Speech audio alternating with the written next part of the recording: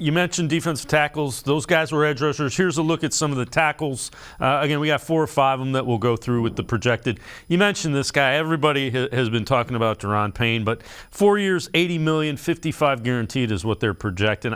I'm with you. I don't see the Browns doing that.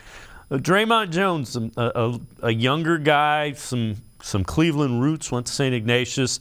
They're saying he's at 4 years, $58 million, 37.5 guaranteed. Now we're talking a little bit. This is a guy, Matt Ioannidis, a guy that you heard folks think the Browns might have tried to go and trade for the last couple years. They're projecting him to get 2 years, $13.5 million, 7.5 guaranteed.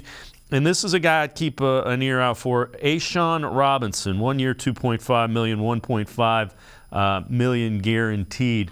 It'll be interesting to see. He is a guy that has a really good run grade, something that upgrades, not going to get a lot of money.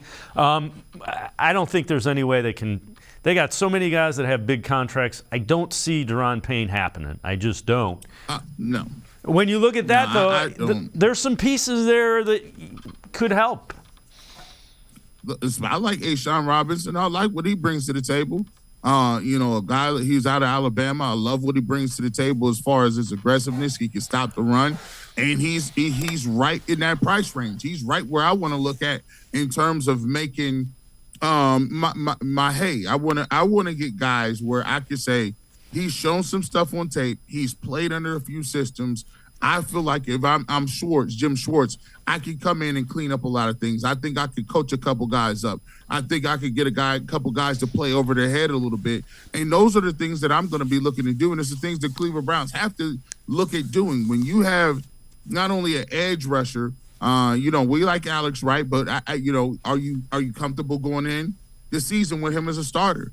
We like Isaiah Thomas. Are you comfortable as him coming in as your nickel rusher?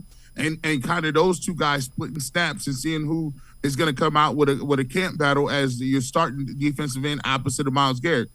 I don't think that's the caliber of player that you can afford to go into the season with.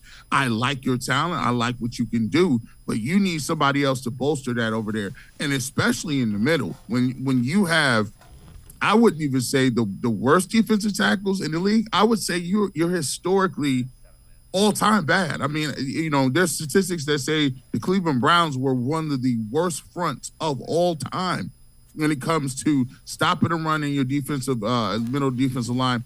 I like him.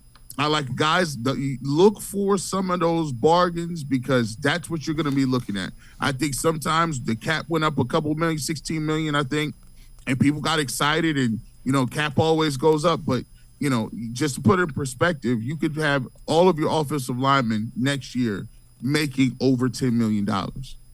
So put that in perspective of where you are cap-wise, and Deshaun Watson's money is coming down the pipeline as well. Yep, without question. They're going to have to find some ways to make that work.